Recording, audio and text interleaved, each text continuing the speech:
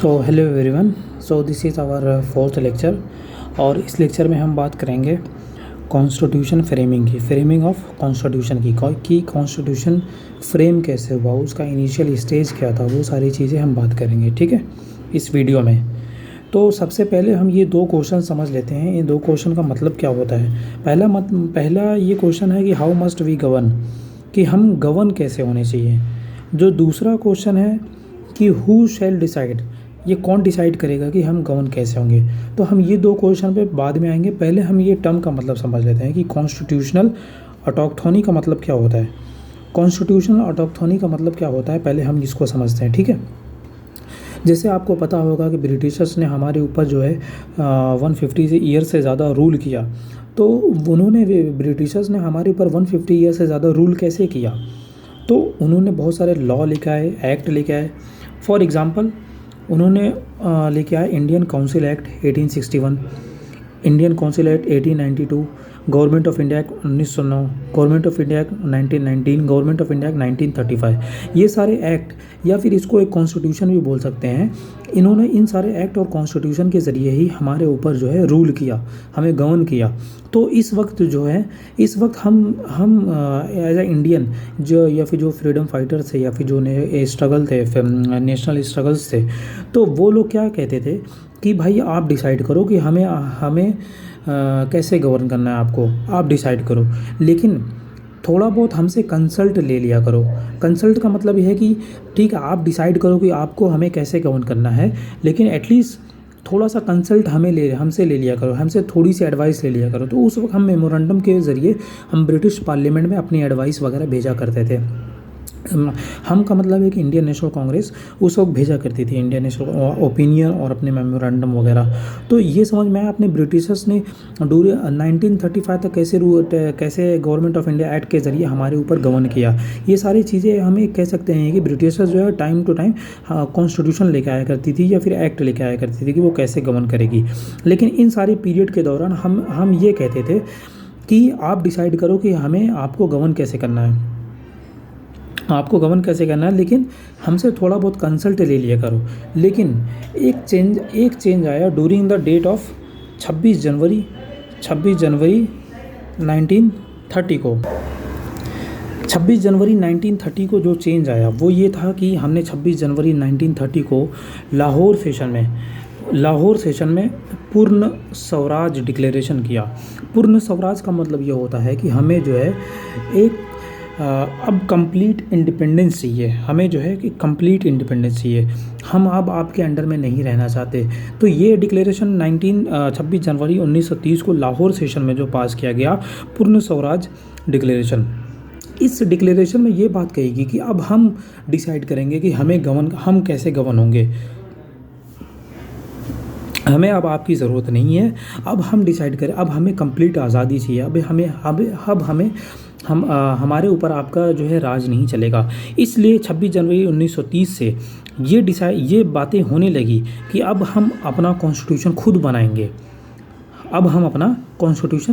बनाएंगे, कब ये डिक्लेरेशन हुआ? पूर्ण स्वराज जब डिक्लेरेशन हुआ 26 जनवरी 1929 को इंडियन नेशनल कांग्रेस ने जो लाहौर सेशन में डिक्लेयर किया कि अब हमें कंप्लीट इंडिपेंडेंस चाहिए। उसके बाद से ये बातें चलने लगी कि अब हमें जो है कंप्लीट इंडिपेंडेंस चाहिए, अब हम अपना कॉन्स्टिट्यूशन खुद बनाएंगे, जिसे कहते हैं होम ग्रोन कॉन्स्टिट्यूशन।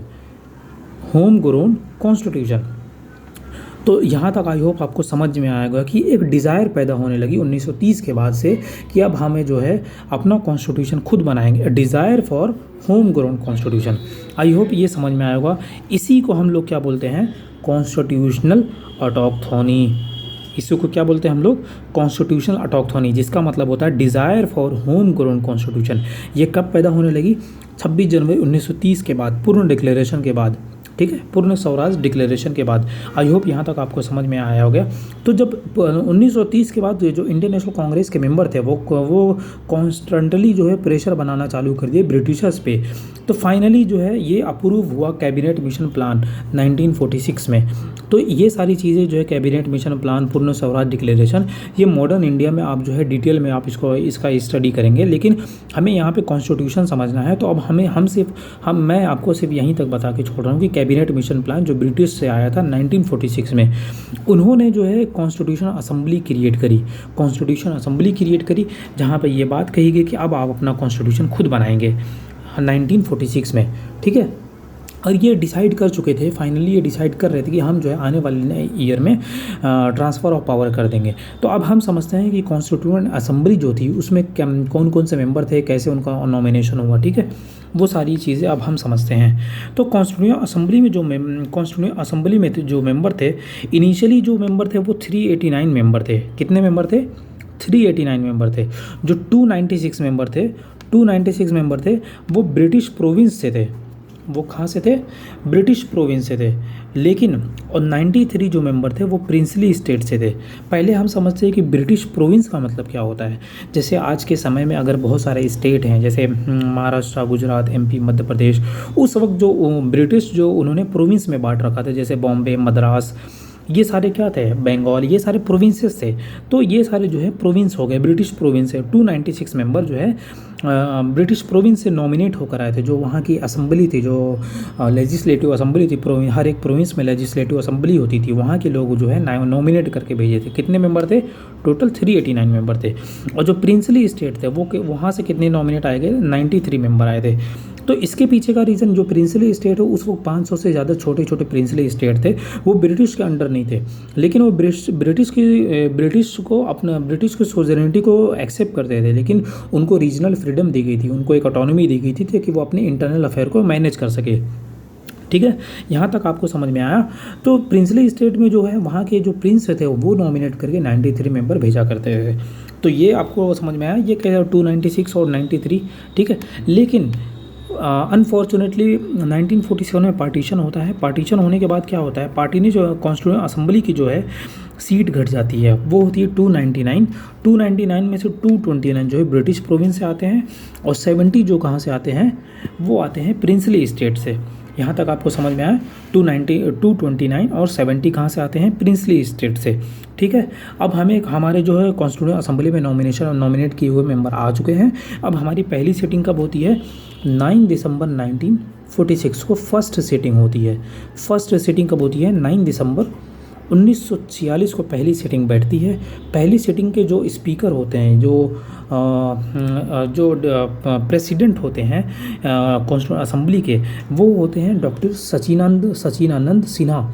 इन्होंने जो है, because he is the oldest member of the constituent assembly, ये कॉन्स्टिट्यूएंट असेंबली के सबसे ओल्डेस्ट मेंबर थे। उस वक्त ये प्रोविज़न रहता था कि जो भी कॉन्स्टिट्यूएंट असेंबली सबसे ज़्यादा जब एडहॉक पीरियड के लिए बनाया जाता, अगर कोई भी कॉन्स्टिट्यूएंट असेंबली में जो सबसे ओल्डेस्ट मेंबर है, उनको जब तक कि इलेक्शन नहीं हो या फिर कोई इलेक्ट करके नहीं आ जाता स्पीकर, तो तब तक के लिए हम इनको डॉक्टर सचिनानंद सिन्हा को बनाया जाता। ये एक टेम्परेरी बेसिस पे थे।